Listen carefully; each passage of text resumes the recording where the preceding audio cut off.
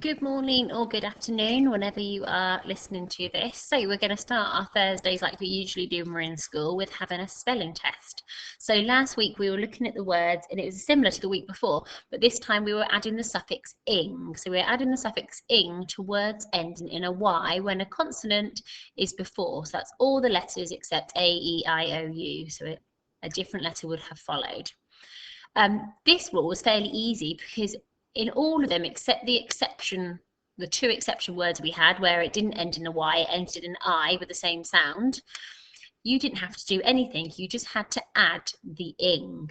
So get a pen and paper, pause the video now if you need more time, and get ready for your spelling test. So your first word is carrying. So k, a, r, e, carry, and then ing. Carrying. I am carrying my shopping bags. Your next word is flying. Flying. Flying. Nobody is flying on aeroplanes at the moment. Your next word is marrying. Marry is our root word. Ing. Marrying. So when you're spelling these words, try and just write the root word first and then add your ing. Or a little bit of a tricky word now then. Skiing. Sk-e-ing.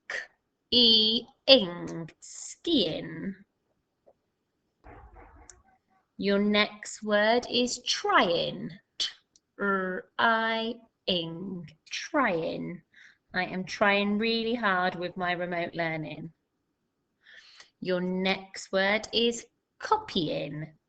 Copy, and then ing. Copying. Your next word is crying. Cry, and then ing. Crying. Your next word is taxiing. Taxi, and then ing. I'm going to, I'm taxiing it to school, if you are having a taxi to school. Not a word you often use. Your next word is drying. Drying. Drying. And your last word is replying. Reply, and then ing. Replying. So as last week, if you need more time, you can always pause the video, or you can ask your grown-up at home to give you the spelling test instead. So next, I will put the next screen on. If you pause it now, you can have a little look at these words and mark them yourself and give yourself a score out of 10.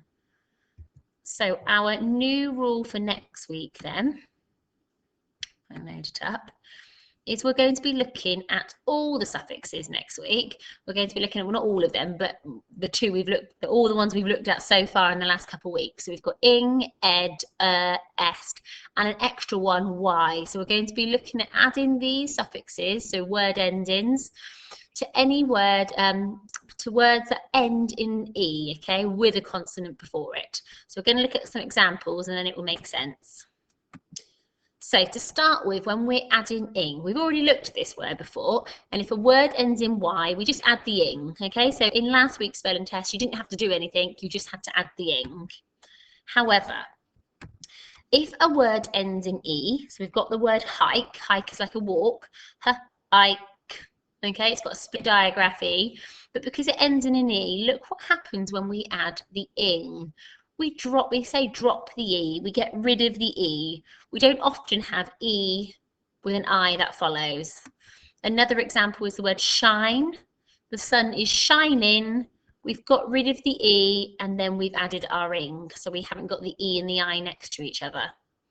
One more example, we've got the word scare, ends in an E. We drop the E and then add the ing. So if a word ends in an E, we often drop the E before adding ing. And that applies to lots of our suffixes. Right, when we're adding ed, another suffix, let's have a little look. We've got hike. You can either say drop the E, then add ed, or just add the D.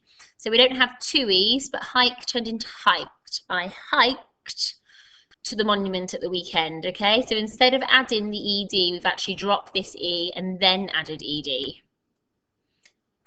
And if you wanted to do these bits with your parent at home, you can. This is just to practice writing ing with your finger, write ED at the back of your hand, exactly like we do in school if you wanted to.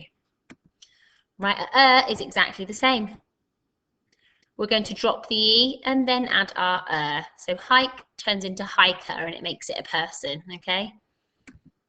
And nice, we don't often use this word all the time, but nice, nicer, okay? And again, we drop the E and then we add ER. And you might have guessed it, it's exactly the same when adding EST, est.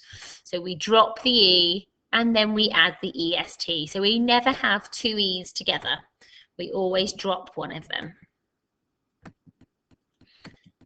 And add in Y. Again, we're going to drop the E, then add the Y, okay? So on all of these, we are dropping the E before we add the suffix on. But be careful, like I always say to you, English language is so complicated and there are so many different spelling rules and there are always exceptions to all the rules that we teach you. This is a word we use all the time, which is an exceptional word. So let's just have a look at it, and it's being, okay? I am being really well behaved today. You won't often see an E and an I next to each other, but in this word here you do. So there is some exceptions that can try and trip you up. Trip you up. So the words you have got this week then are hiking, hiked, hiker. So they're all similar words, but they've got different suffixes on. So all of them we're dropping the E with them. Nicer, nicest, shiny, being, that's our exception word. Shining, scary, and scaring. So those are your 10 words, and if you wanted to, you can always try and find some other words that follow the same rule when you're adding a suffix on. So you have been sent then your, don't know if I put them up on the screen, I haven't. I'll load them up for you so you can have a little look at them. And I say that, where are they? 1 second, and I will just load them up so you know what you've got in your pack. Sorry, we've got lots and lots in here and I thought I had this loaded ready. So in your pack you have this, exactly the same as our normal homework. Let's make that bigger. So you've got your words to practice, and then if you wanted to, you can have a go at finding them in the word search as well. Okay, so have a really good week.